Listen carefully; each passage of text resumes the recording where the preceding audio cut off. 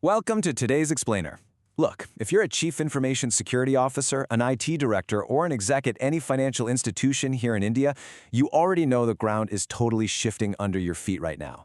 The Reserve Bank of India has rolled out some incredibly rigorous cybersecurity and IT frameworks.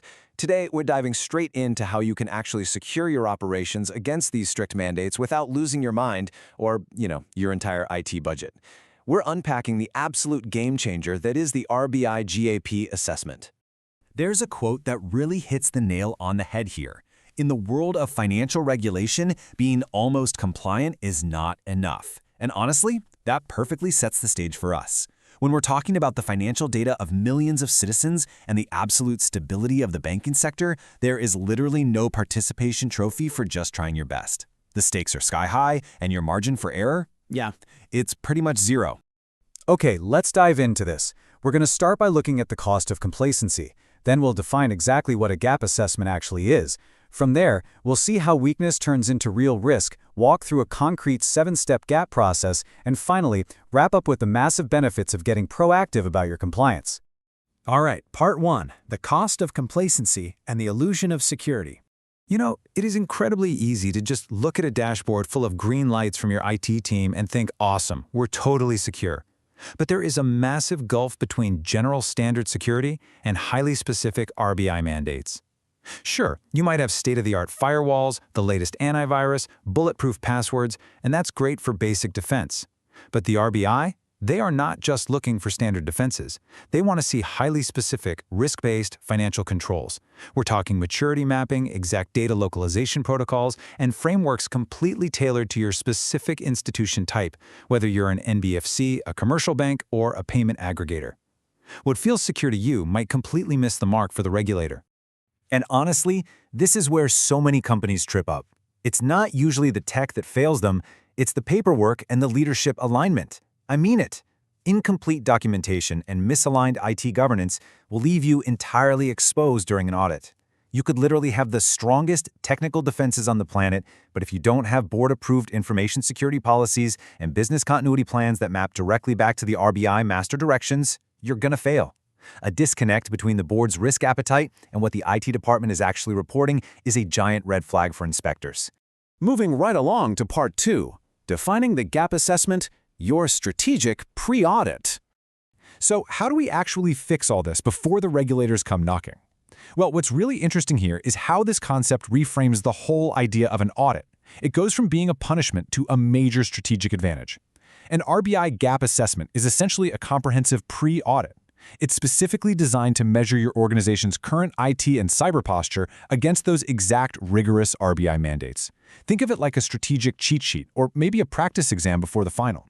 It evaluates your governance, your tech controls, your reporting mechanisms, all to proactively find those missing security controls way before the regulator ever does. Part 3, from weakness to real risk, and the incredibly high stakes of non-compliance. So, what actually happens if you just wait for the official RBI inspection and you fail? Finding major flaws during an official inspection is not just a slap on the wrist anymore. We're talking severe operational restrictions, immediate adverse remarks that bring down suffocating regulatory scrutiny, and of course, massive financial penalties.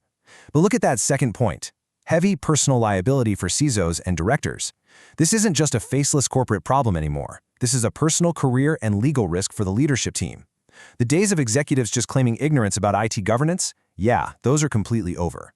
And here is the real tipping point. The RBI can literally halt your new digital product launches if they find significant gaps. Just imagine it. Your company has spent millions developing this incredible new mobile banking app, or maybe a new payment gateway. You are ready to launch, revenue projections are locked in, and bam! The RBI steps in and freezes the whole thing because your compliance wasn't up to par.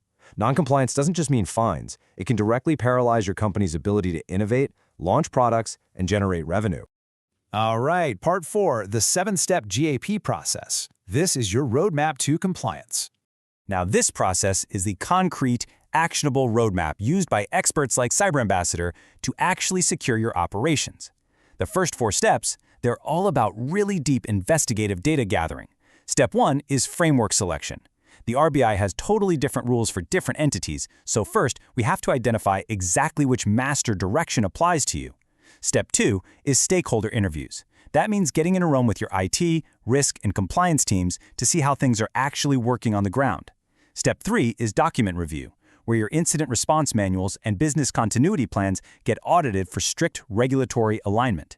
And step 4 is the technical deep dive, a massive high-level review of your network architecture and data storage to see what's actually happening inside those systems. Let's move on and see how this builds into the resolution phases.